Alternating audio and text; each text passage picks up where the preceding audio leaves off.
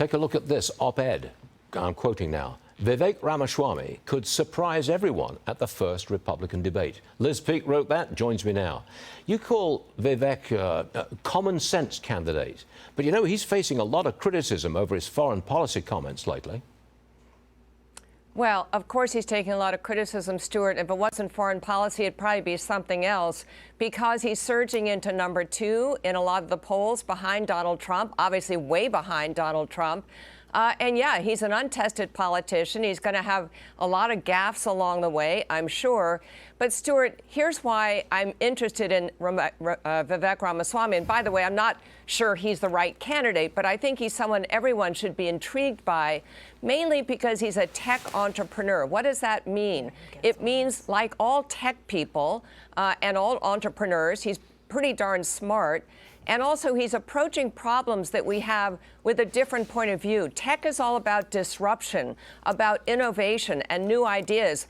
And I don't know about you, but as I look at our country and our government, boy, do we need some new ideas. And yes, a lot of his are what I would say is common sense, like, yes, there are 2 genders, and, you know, we can talk about everything else, or capitalism is the best system of government for raising people out of poverty and things like that.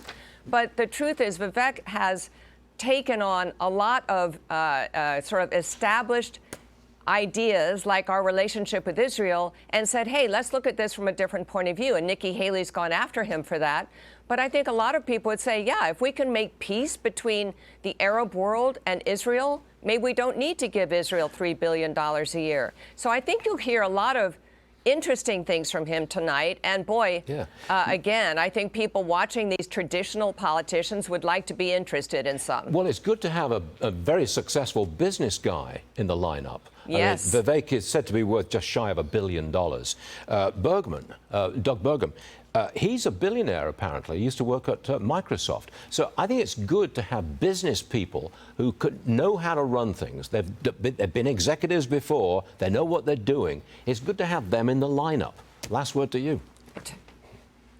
Totally right. And that's, of course, the appeal of Donald Trump in 2016 was he wasn't a longtime politician, but someone who could manage things. All of us in New York remember that he took on redoing Woolman Rink. Sounds like a small thing, but that was going to take 20 years, and he got it done in about 6 months. So someone who can actually come in and make our government function better, I say here. And by the way, I agree with you. I think that Burgum is also a very interesting candidate.